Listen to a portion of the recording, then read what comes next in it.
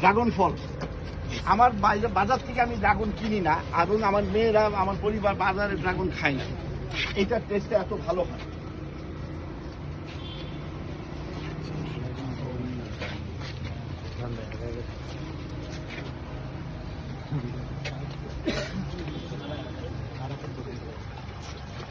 এইটা একটা ছোট্ট সিস্টেম, একেবারে ছোট, সবচেয়ে ছোট সিস্টেম হলো এটা।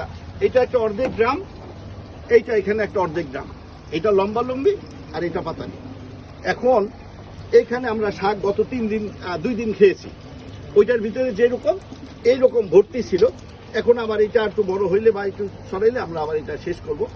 1 মাসের মধ্যে এটা শেষ করে আবার আর একটা জিনিস দিয়ে দিব, হয় পালং শাক দিব, না ধনিয়া দিব, না এই বাটি শাক দিব, বা অন্য কোনো একটা জিনিস দিব।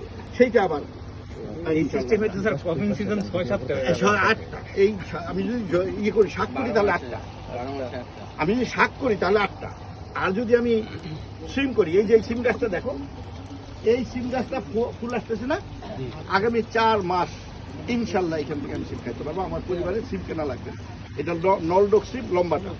এখানে কি হচ্ছে, 3টা পাত্রে আমাদের 9টা গাছ আছে। এখানে এই ট্যাঙ্কি থেকে আমরা মাছ পানি এখানে দিচ্ছি। এই ট্যাঙ্কি থেকে এখানে পেঁপে গাছে এবার চারা ভালো পাইনি, ওই যে ওর কাছে চারা আনছিল, এগুলো তো পুরুষ হয়ে গেছে, চারা ভালো হয় নাই। এইগুলোতে সবগুলোর মধ্যে পেঁপে গাছ থাকে আমার, কিন্তু চারা নিয়ে আসছিলাম ওইখান থেকে, চারা ভালো হয়নি, পেঁপে হয়নি, নাহলে পেঁপে ভর্তি থাকে। আরেকটা জিনিস তোমরা জানো কি না, গাছের গোড়ায় পানি পড়লে, পেঁপে গাছের গোড়ায় বিশেষ করে গাছ মরে যায়, গ্রামে অঞ্চলে তোমরা যারা জানো। কিন্তু দেখো এখানে গাছের গোড়ায় পানি পড়তেছে কিন্তু মরে না, কারণ হলো এটা কোনো জাদু না। মাটিতে যখন গাছটা থাকে ওখানে একটা সেপ্রোলিক নিয়ে একটা ছত্রাক থাকে, ওটা কাদা কাদা হয়ে গেলে গাছটাকে মেরে ফেলে, কিন্তু এখানে মাটি নাই, ছত্রাক নাই, সেজন্য পানি থাকলে কোনো সমস্যা নেই।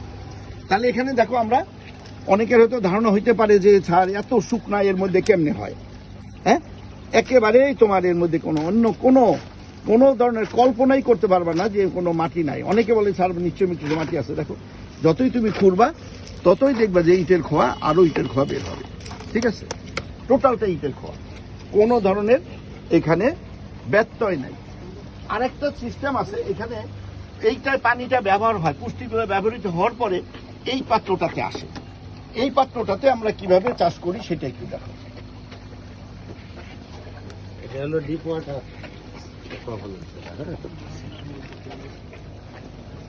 ছোট একটা তোলেন না, ছোট তোলা যাবে না, এটা তুলব না। এই যে শিকড়ের আমরা কাইটে দিছি, কি পরিমাণে শিকড়, কি পরিমাণে শিকড় এখানে চাপি হয়ে আছে। এই শিকড়টা এইখান থেকে পানিটা, পুষ্টিটা নিয়ে সে বড় হয়। এটা হলো অরেগানো, নাম শুনছো?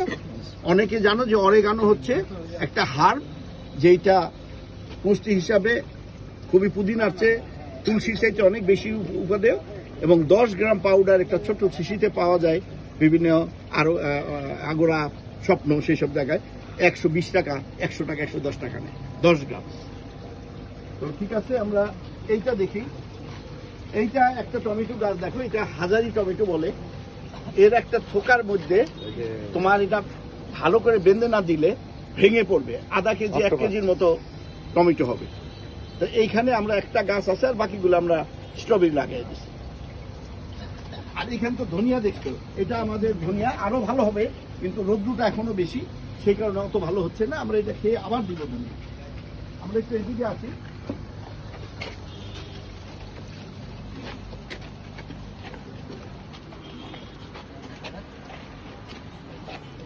আমাদের ওই হাজারি টমেটো এখানে আছে, এবং গাছের স্বাস্থ্য, হ্যাঁ, তারা তোমাকে অন্য সময় দিতে পারবো। তুমি একটা ডাল নিয়ে যেয়ে, এখান থেকে ডাল নিয়ে যেয়ে আমি এর মধ্যে দিলেই হবে।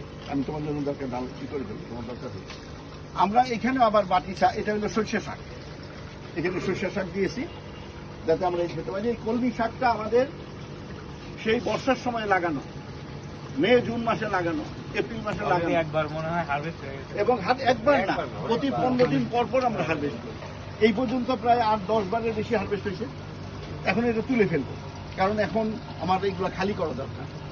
এইটার ভিতরে সাদেক, এটার মধ্যে তোমার কি লাগাইতে বলছিলাম সাদেক ভাই, এটা কি লাগাইতে বলছিলাম? তো টমেটো লাগাও নি কেন?